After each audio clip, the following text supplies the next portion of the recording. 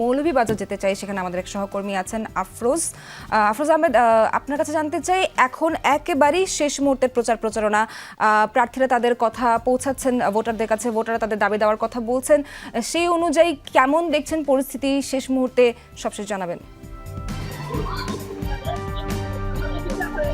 সোহার, আমি একটা পরিসংখ্যান দিয়ে যদি শুরু করি, যে মৌলভীবাজারের যে 4টি সংসদীয় আসন আছে, এই 4টি আসনের মধ্যে কিন্তু মোট 24 জন প্রার্থী এখানে প্রতিদ্বন্দ্বিতা করছেন। এর মধ্যে মৌলভীবাজার 1 অর্থাৎ বড়লেখা এবং জুরি উপজেলা মিলে যে সংসদীয় আসন, সেখানে 6 জন, এবং কুলাউড়া উপজেলা যেটা মৌলভীবাজার 2, সেখানে 8 জন, এবং পরে যে দুটো আছে 3 এবং 4-এ যথাক্রমে 6 জন করে প্রার্থী প্রতিদ্বন্দ্বিতা করছেন। এবং আপনি যেটি বলছেন যে আজকেই শেষ প্রচারণার দিন, এবং আজকে কিন্তু গ্রামে যারা প্রচারে ছিলেন যে সমস্ত প্রার্থীরা, তারা কিন্তু এর মধ্যে কিন্তু আসছে শহর কেন্দ্রিক এখন প্রচারণার যে আমেজটা, সেটা কিন্তু বিরাজ করছে। এর মধ্যে যে প্রার্থী যারা আছেন, তারা কিন্তু তাদের যে নির্বাচনী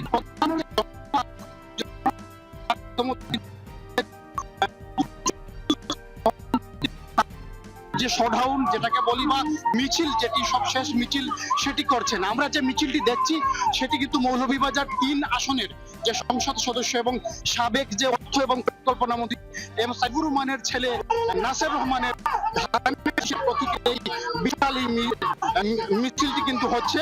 নিশ্চয়ই আপনি দেখছেন, এখানে কিন্তু হাজার হাজার মানুষ কিন্তু উপস্থিত হচ্ছেন, এবং এই মিছিলের মাধ্যমেই কিন্তু শেষ হবে মূলত, যেহেতু আর সময় খুব অল্প। আগামীকাল 7:30টার মধ্যে এই যে নির্বাচনী প্রচারণা, সেটি বন্ধ হবে, এবং তারা সাধারণ মানুষকে যে প্রতিশ্রুতি দিচ্ছেন, সাধারণ মানুষ কিন্তু এখন আর নির্বাচনের প্রার্থী যারা, তাদের যে প্রতিশ্রুতি, সেটা কিন্তু শতভাগ বিশ্বাস করছেন না। আমরা কথা বলেছিলাম, তারপরে তারা যেটি বলেছেন যে তাদের তো মানুষের বিশ্বাস করা ছাড়া উপায় নেই।